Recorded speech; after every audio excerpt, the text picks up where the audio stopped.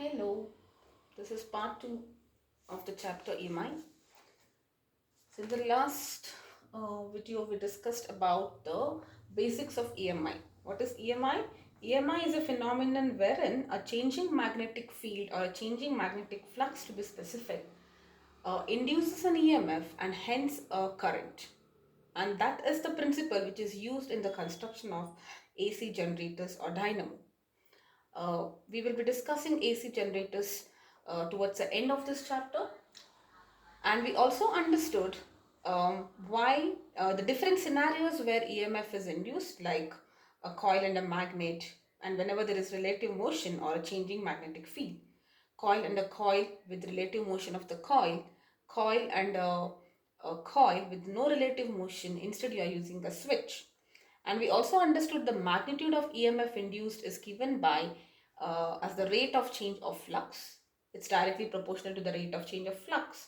And the direction is given by Lenz's law, which states that the EMF induced is in a direction to oppose the very cause of it. In simple words, if I have to tell you, if the reason for EMF induction is because of the increase in the flux, the flux has increased with respect to its earlier value, then the EMF induced will induce a current which creates a field to oppose the change. That means to decrease the flux. And we have understood how do we apply Lenz's law and get the direction of the current which is induced whenever there is a changing magnetic field.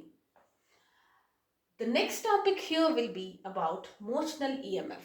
Now, as the name suggests, it is the EMF which is induced in a conductor because of the motion of the conductor. Motion, there is movement of the conductor in a magnetic field. That is what we call as motional EMF. See, the underlying concept is pretty simple. All right, it is just the fact that there should be a changing magnetic flux.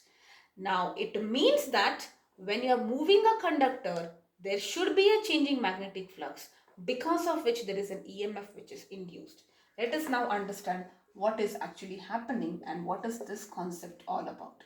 So let us say you have a field which is directed into the plane. So cross means into the plane. So the field is actually going into this blackboard in this direction. And let us say there is a conductor. Okay, this field is everywhere, by the way. So this is my conductor. This is the magnetic field which is going into this. There is a rectangular frictionless metal frame which is PQRS. There is a metal frame which is frictionless, and then this magnetic field is uniform. There is a moving conductor M and N. There is a moving metal frame M and N. Okay, so I'll write it as M and this is N. Okay, so this conductor is able to move freely, or it can slide along this metal frame. So imagine this is the motion, this is the one which is moving, and the direction of motion, let us say it is towards this.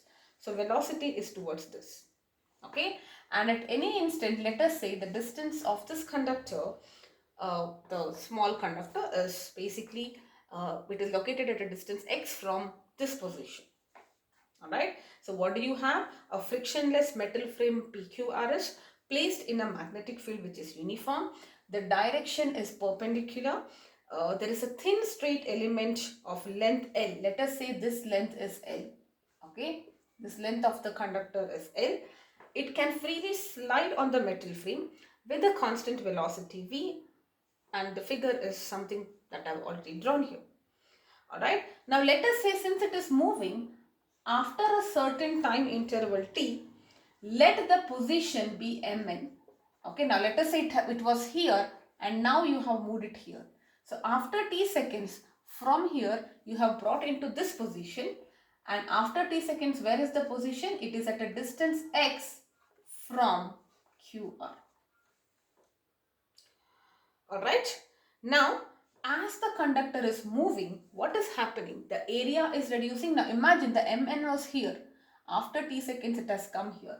The area has reduced, and if the area has reduced, the flux is also reduced because there are less number. Please visualize this. This field is directed into, and the plane, the conductor is like this, piercing. It's this way. The conductor is like this and it is piercing this way. Alright, so let us now understand, because you're moving it closer, the area is lesser and the magnetic flux is also becoming lesser. Whatever it is, we know that the magnetic flux is now changing from the initial value. Because there is a changing magnetic field, there is an EMF which is induced. So there is an EMF which is induced. Let us first find what is the value of the magnetic flux. Magnetic flux induced because of the field is equal to B into A into cos theta. Theta is 0 here. The reason is because the surface is perpendicular. Okay, the area vector will be parallel in that case. So this is 0. So it is nothing but B into A. And I can write A as, what is the area of this? Isn't it L into X? So I can, the area of the rectangular frame basically, L into X. So the area of the coil is L into X. Right? So now let us write what is the value of E. It is d pi by dt, and it will be equal to minus d by dt of BLX, because my flux is BLX. I can take BL common and minus BL. So it will be d by dt of X, correct? And what is this? This is nothing but dx by dt is nothing but V. So I can write it as BLV. So this minus, if I can take it inside, it is rate of change of position, which is nothing but velocity. Right? So this is the value of the EMF which is induced because of the motion. See, the value of the EMF in general is this. If the reason has to be a changing magnetic field. Now, if the reason is because of the motion of the conductor, depending on the velocity with which it is moving and depending on the length of the conductor, the EMF which is induced in that conductor will be BLV. This is not really the correct way of writing this. Most of the textbooks write it this way, which is only telling you about the magnitude. But what if things are given in the vector form? So it is essential that you write everything. Everything is a vector here. So it is L into V cross B. So remember the force because of a moving charge, it is QVB. Instead of Q, you can think of it as LVB. Okay, so, and this is a scalar. Why? Because this is a vector. Vector dot vector is going to be a scalar, and this is also called as the scalar triple product. So if I have a scenario wherein there is a field and there is a conductor which is moving, because of which the flux is changing and hence it is inducing an EMF. The value of the EMF is VLV. This is the field, this is the length of the conductor, and V is the velocity with which it is moving. The negative sign is only telling you that the X is decreasing with respect to time. If X was moving in that direction, probably it would have increased. Okay. Now, there is also a rule which you have already studied in your lower grades called as the Fleming's right hand rule, which is also called as the generator rule or the dynamo rule. We will be discussing AC generator towards the end of this, but at this stage, because we are talking about motion of the conductors, it is important for us to know this. Fleming's left hand rule was the motor rule. It spoke about the force which is experienced by a conductor when it is placed in an external magnetic field. A right hand rule is the same fingers basically, but the scenario is different. This is the principle of a generator is based on EMI, and the right hand generator rule is giving you the direction of the induced current or the induced EMF. Alright, but this is only applicable when the conductor, okay, the conductor is perpendicular to its motion is perpendicular to its length and it is at right angles to the field. This angle, the moment, okay, not this, the moment should be at right angles to the field. That means, look at this scenario, the field is into the plane and it is like this and the conductor is moving like this. Isn't it perpendicular? The movement should be perpendicular, or the length also I can say, for that matter, it should be perpendicular. your hand, the right and left hand rules are both valid if the angle is 90 degree. If not, you will just use the vector cross product in order to find the direction. So what you do, you stretch the first three fingers of your right hand. The fingers are the same: father, mother and child, force, magnetic field and the current. All right. Only thing is, current is the output, these two fingers are the input. So if you align your fingers such that the forefinger is directing towards the field, it is this way, correct? Field is here. The motion of the conductor is your thumb, force or motion. So it is like this and like this. Then the current induced will be in the downward direction. Okay, so in this field is into, the motion is like this. So the current will be induced in the downward direction. So the middle finger will give you the direction of the induced current. Please remember, left hand, right hand, the the applications are different. Left hand is for motor rule, right hand is for generator rule. The use case is totally opposite and it's not even relevant, but the fingers are the same.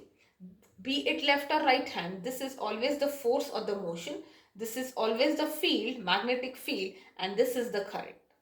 Alright, so left hand rule tells you what, if there is a current carrying conductor in a field, what is the force it experiences. So this is the output, thumb is the output. If the field is in this direction, current is, you need to pass current, right? Current is in this direction, thumb will give you the direction of the force, that means the direction of motion, right? And here you are moving it, so there is motion of the conductor, there is field. This is the output, the middle finger is the output, the current is the output. Alright, so that's about motional EMF. Let us maybe quickly do a question. Just a second. Yes, yeah, maybe one question we can do on motional EMF and then we can start with inductance.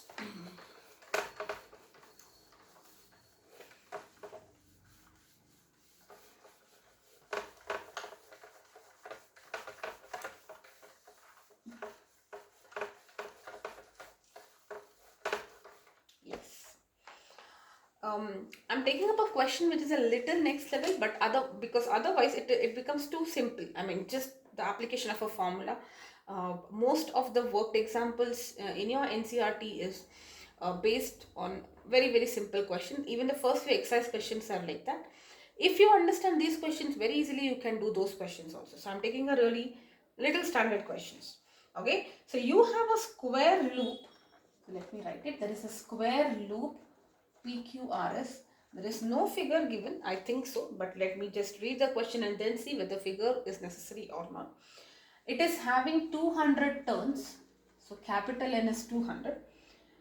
Mean area is 30 centimeters square. So the area is 30 centimeters square. It is situated in a magnetic field of, the magnetic field is given as this much. And there is a figure given to you. It is very similar to the figure that we had just drawn in order to understand the value of the EMF in the case of when the conductor is moving. So you have a square loop here. Now the field is everywhere. Okay, so this is my PQRS.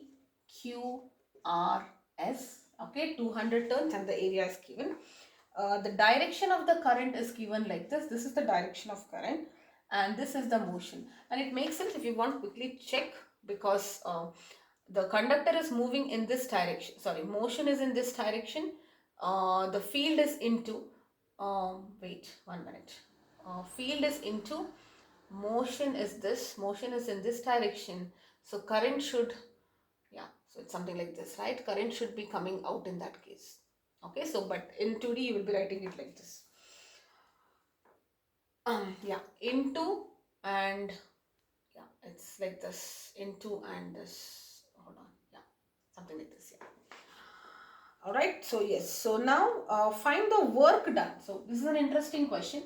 You have to find the work done in dragging the loop out of the field. Okay, out of the field. That means it is no longer under magnetic field. Now you are bringing it to a region where there is no field, with a velocity of with a constant velocity in 0.5 seconds.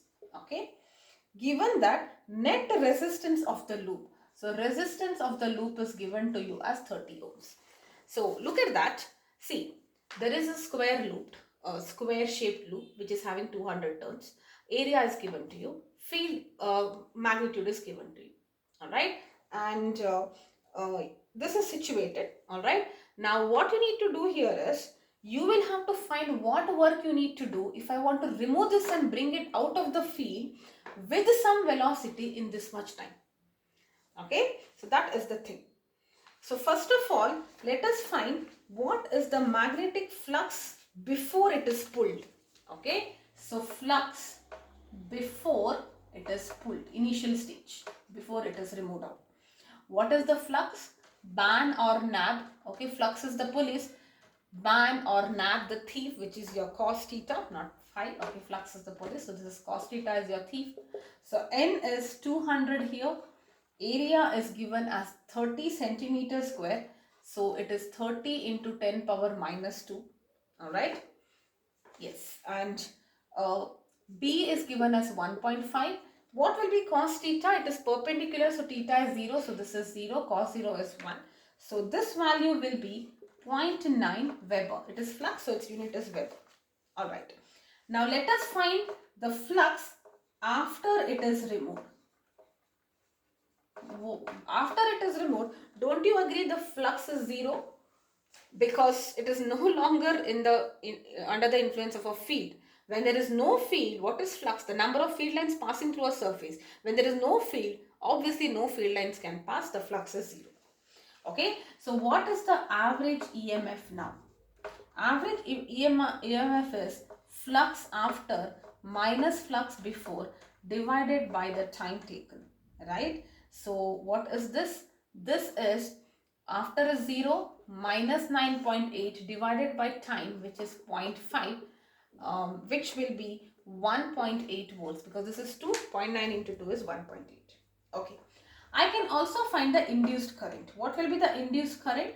Induced EMF by the resistance, 1.8 by 30, which is 0.06 amperes. This is my induced current. Okay. Now, according to left hand rule, you know the direction of the current in the side PS is clockwise, right? Because it's shown in the figure. Why? Because if you apply the Fleming's left hand rule, which is talking about here actually the motion is given to you. The current, you are trying to figure out what is the direction from applying using the left hand Fleming rule. Okay, which I had already explained. Why is it left hand Fleming rule? Think about it. The field is in this direction. Here the motion is in this direction, so it is like this. So, or if you do it like this, it is going like this. I mean, if you think that the field is, because it's in 3D, I'm just trying to convert it into a 2D model, it is going into the PS. Or imagine if you really want to visualize it in 3D, this is the field. So my middle finger, forefinger like this is the motion, it is into.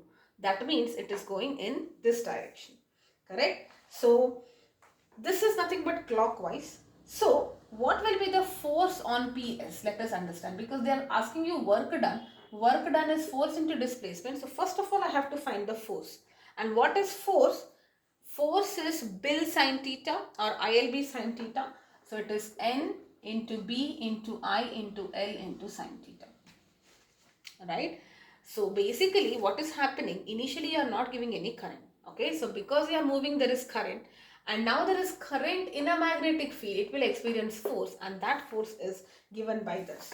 And what will, let us substitute, this is 200 into 1.5 into what is the current, 0.06 into BIL, length of the conductor, which is L. Is it given to me? L is not given to me.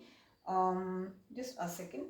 B into I into L into sine theta, right? Sine theta is sine 90 because it's perpendicular here. So this value will be 8, I don't know L here, so into L, 18 L Newton. Okay, length I will keep it as L, 18 L Newton. What will be the force on QR? Force on QR is 0 because it is outside the field now. It is now It is outside, right? And force on PQ and SR is also 0 because they are perpendicular. Sine 90, sine 0 is 0, right? Perpendicular in the sense here it is parallel because we are talking. See, don't get confused. Right hand rule is different, left hand rule is different. Now we are talking about a force. The theta is the angle between the length and the field. Field is in this direction, length is also in this direction, so they are parallel. Theta is 0. See that theta is 0, that's why there is no force. Alright. Now, net force on the loop will be what? It's only this, because this and this are not experiencing any force. Net force is this. Now we can calculate the work done. Force into displacement, 18L into L, which is 18L square. And this will be equal to, L square is nothing but the area because it's a square root. So can I write it as 30 into 10 power minus 2 centimeter square to meter square, right? So, okay, hold on, 30 centimeters square, this should be 10 power minus 4 then. Okay, sorry, yes, this is 10 power minus 4, anyway, the value is the same. You will be getting this as 5.4 into 10 power minus 2 joules.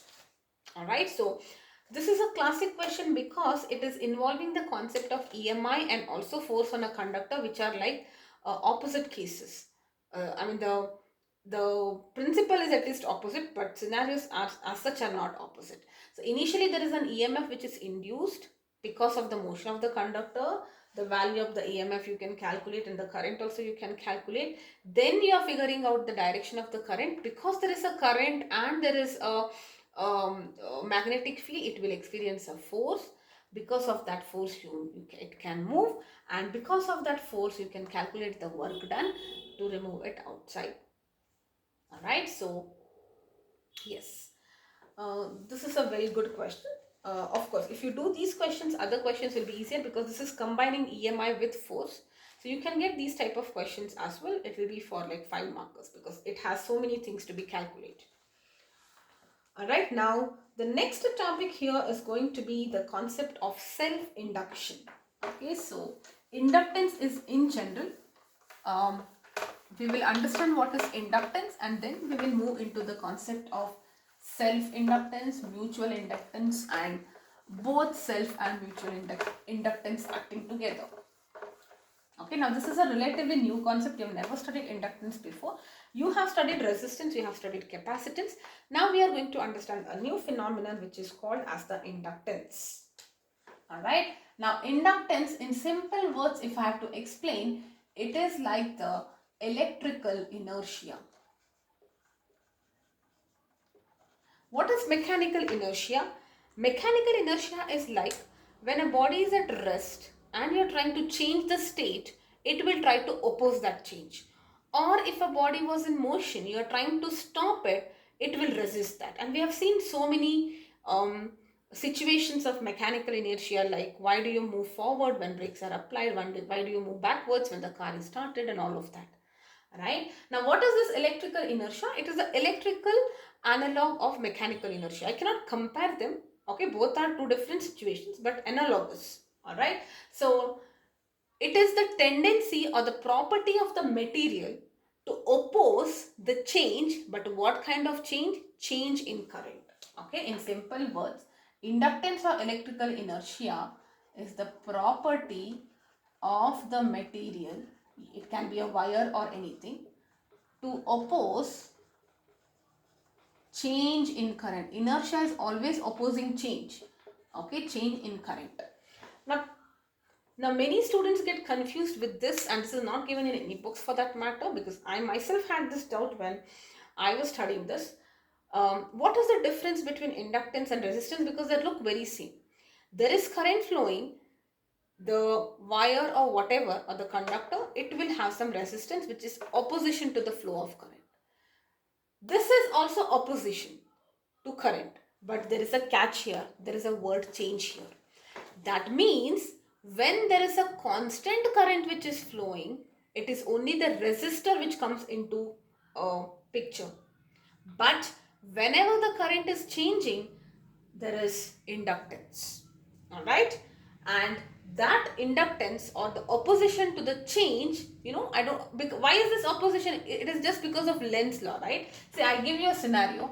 Let us say there is a coil, okay, and there is a current through this coil, correct? Now, don't you agree this current will create a magnetic field, correct? Now, if there is a constant current, no problem. But if the current is changing, if I changes, for example, you are keeping it to a AC voltage or something, then magnetic field it produces also changes.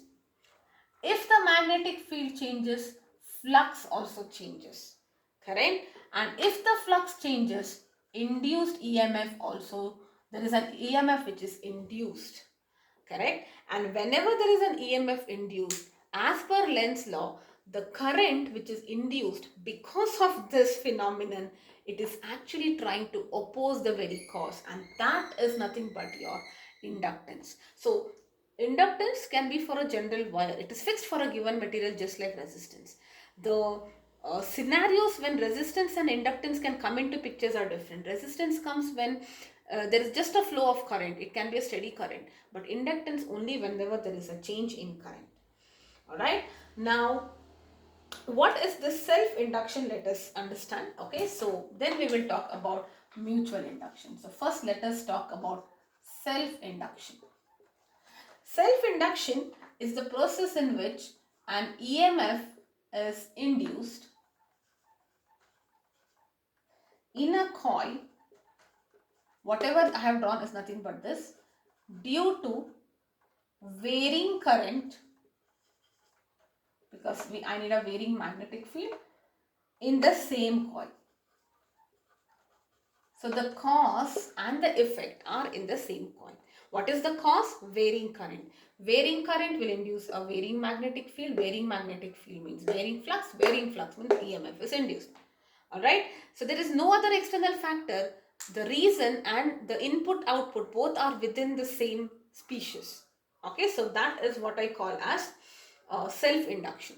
So I myself am creating my own current. I am not dependent on anyone. Okay, so I am changing something in me because of which there is EMF generated. I myself am responsible. I'm self-dependent. I don't need anybody else's help to induce current. So this is what we call as self-induction. Alright, now self-induction, the magnetic flux linkage here, if you now I just want to know what will be the value of this current. Do you agree if a flux is increasing? If the current is increasing, the flux will also increase, because if I give more and more current, more magnetic field is more flux. So can I write flux is proportional to I? So if I replace it with a constant, that constant is what I call as inductance, Li.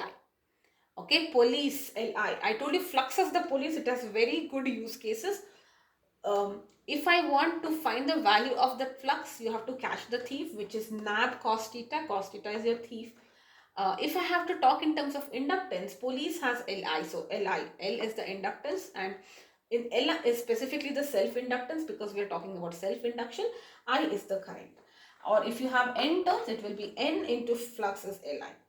This L is what we call as the self-inductance, the property to oppose the change because of Lenz's law. Alright, so what will be the EMF? EMF is minus d pi by dt.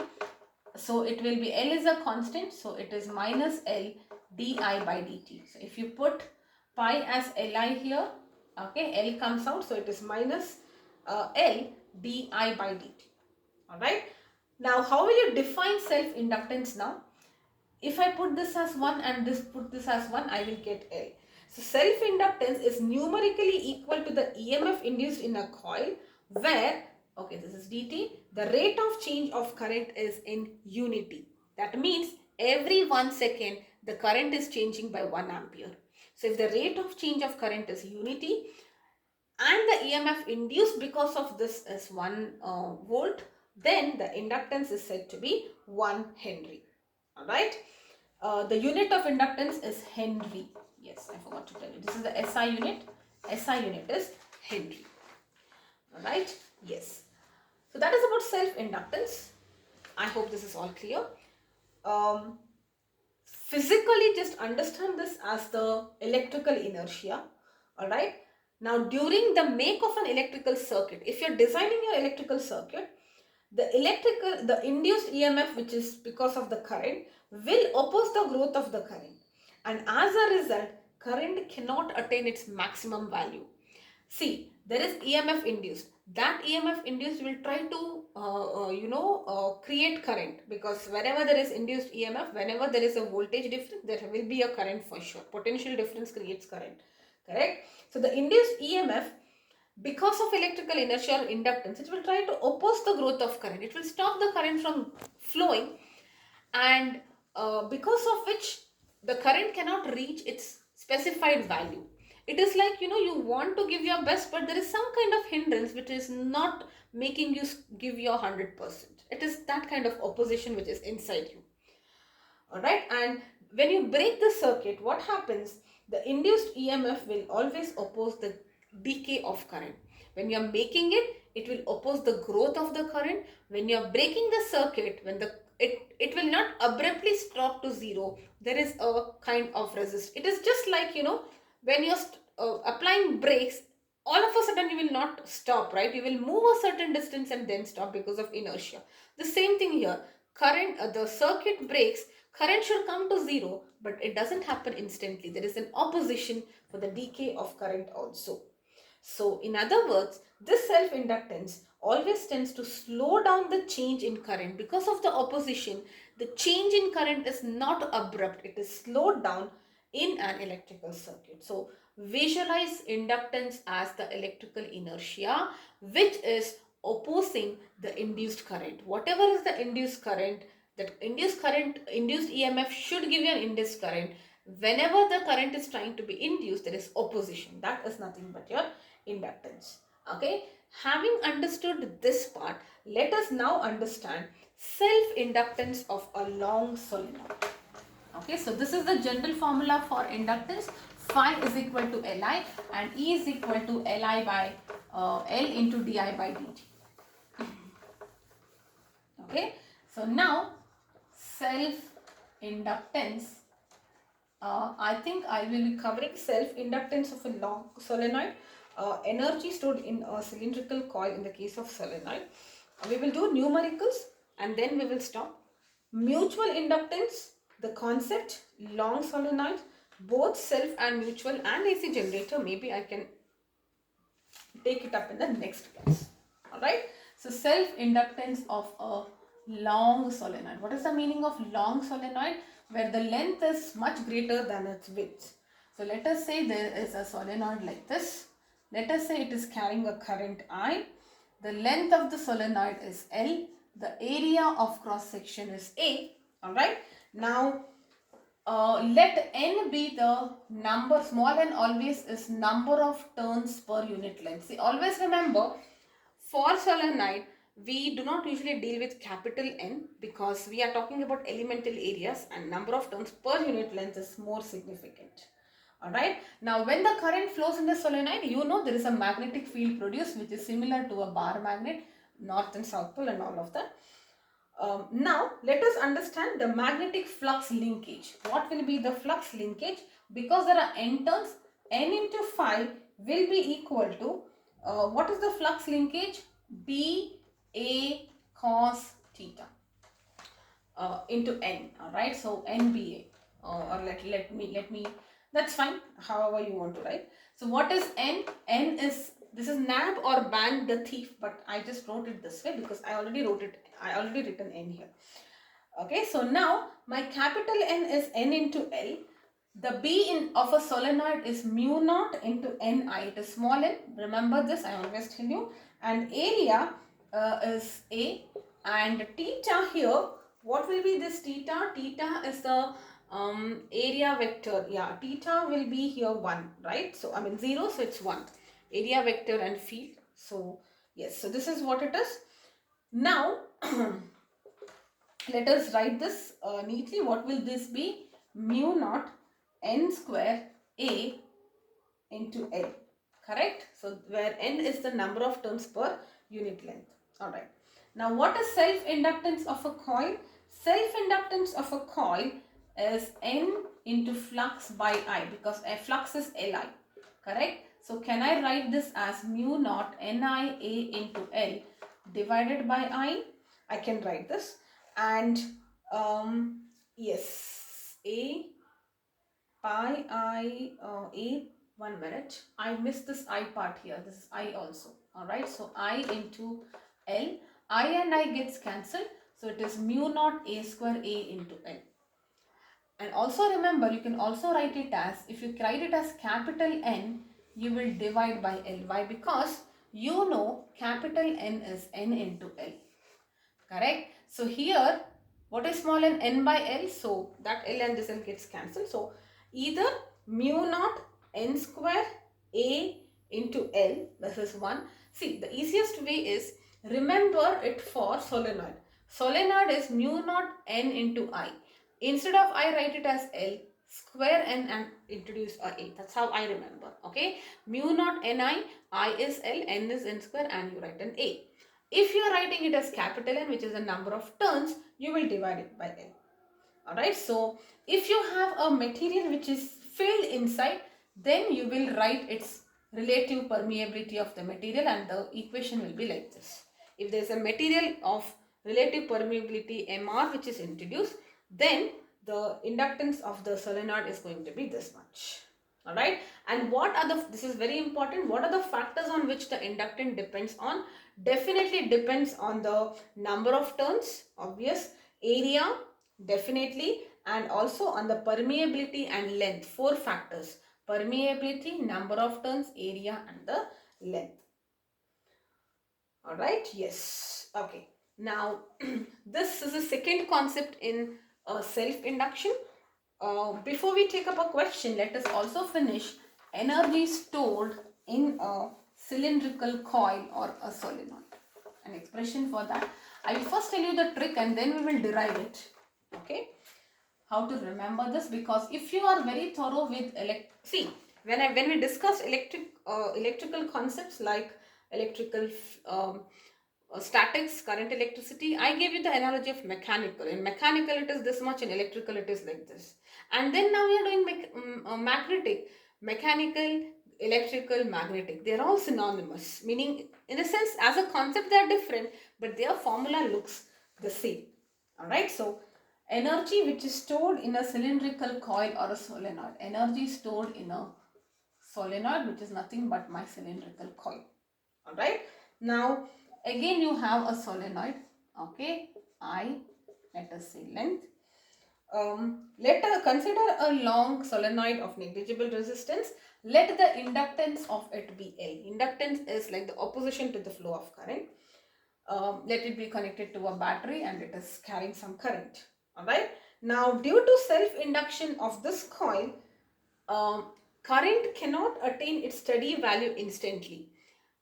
Now, what is happening? Because of this, there is a field.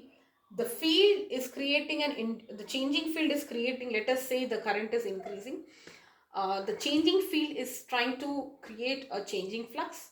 EMF is induced, current is induced, but because of the inductance, the current cannot attain its maximum value or desired values instantly, but it takes a certain time. So work has to be done. So that means you need to do work in order to establish a steady current. Okay, there is a resistance to the change. It is like, you want to sit at 9 o'clock and continue till 11 o'clock and finish off this chapter, but there is some kind of opposition. You are not in a mood, your mood swings are there, you don't want to concentrate. There is some kind of opposition. Somebody has to work on you to make sure that you sit till 11. Either I have to tell, I'm going to sit with you, make sure you are focused and you complete your task, right? So because of inductance is like opposition, it is not able to reach its steady value. So work has to be done to establish a steady current in the coil. Alright, and if you consider there is negligible resistance, there will be no loss. This entire work will be stored as potential energy in the magnetic coil. Alright, so let us say at some time instant. Now what is the formula for this energy? Remember it as half Li square. Why? It is very similar to half mv square. Okay, mass is like inertia. Remember, inertia here is L. Velocity is the movement. Movement of charges causes current. So it is this. So it's half Li square. This is the final formula, but let us derive it. At any time instant I, let us say I is the current in the coil and E is the EMF induced. So you know E is equal to L di by dt as per Lenz's law, and it's not really Lenz's law, but if you take into inductance, you know what is work done, right? So you know power is rate of doing work, dw by dt. So what is your d rate of work done? Isn't it p into dt, right? And what is power? Power is v into I, correct? So e into I into dt. And what is e? E is li, l di by dt, correct? L di by dt into I into t, correct? So what is my total work done now? Can I write it as Li, correct? And di by dt into dt, I can write it like this, right? So Li di by dt into dt. So what is your, now this and this will get cancelled. dw is Li into di. So what will be the total work done? Okay, this total work done will be integration of this, and what are the limits? From the variable is I, from 0 to the max value, correct? So L is the constant, integration of I is I square by 2, and that is how you get it as half Li square. Alright, so this is the expression for energy which is stored. Why is energy stored? Because you need to do work in order to establish a steady current, and that work done is stored as the potential energy. If you talk about an ideal inductor, it is the one which is offering zero resistance to the flow of current. And now inductor is opposing only a varying current, not a steady current. A resistor will oppose both steady and a varying current. Wherever there is current, it doesn't matter whether it is changed or not, it opposes resistor. Resistor is everywhere. Inductor only when there is a change, because inductance is like the electrical inertia. Okay, so that is the expression for energy stored in a solenoid. We discussed what is inductance, like electrical inertia. Expression phi is equal to Li, pole is Li, okay, and the EMF will hence be E is equal to Li by dt. Energy is half Li square. The inductance of a solenoid is mu naught n square A into L. It is small n square. If it's capital N square, divide by L. Alright, so let's do some questions. I will take up around 2 questions maybe. Alright, so which includes energy also. And then in the next video we will be discussing, that will be the last part hopefully, where we'll be discussing mutual inductance and other related phenomena. And at last we will be concluding with the AC generator. Alright, so let's take up a question. The current, I'll just take up a standard question again. The current in an inductor. Now inductor, don't think that it is some device. Just like, you know, resistance, for any conducting material there is resistance. For any conducting material there is inductance also. And inductance, we generally write it this way. This is the symbol. Resistance is like this. This is inductance, this is resistance. But it is the, it is not a specific device. I don't have to go and buy an inductor as such. But the same wire, whenever it is trying to oppose the change, it will act like an inductor. Alright, yes. So the current in the inductor is given by I is equal to phi plus Ct. That means it's a varying current where T is in seconds. The self-induced EMF, okay, self-induced EMF is given as 10 millivolt.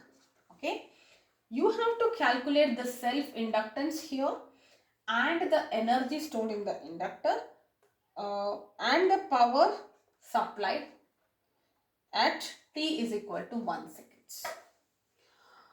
Alright, so you know EMF is given as L di by dt. Okay, so I know, E I know, I can easily calculate L. So let us write it. E is 10 into 10 power minus 3. It is given here. Is L d by dt of, what is the current? 5 plus 60. So let us write L as it is. What is the derivative? This is 0 into 6. Correct? It is just nothing but 6. Hold on. Was that a 6 or 16? Yeah, I think it's 16. I missed it. Okay, so this is 16. So it is 16L. So what will be your L? 10 into 10 power minus 3 divided by 16, which will be 6.25 into 10 power minus 4 Henry. So I got my inductance. First part is done. You will have to find the energy stored, which is half L I square. When I is, what is the value when the current is, time is t seconds, correct? So let us say at t is equal to 1 seconds, what is the current? 5 plus 16 into 1, which will be 21 amps. So now I can calculate half into 6.25 into 10 power minus 24 into 21 square, which will give you 0.1378 amperes. At last it is power. Power is E into I. E is given to you and I, did we calculate I somewhere? I was here, right? 21. So into 21 and this will be 0.21 watts. Okay, so your basics of current electricity should be strong. If it is strong, then it is only a small concept here and you're linking it with power, resistance and all of that.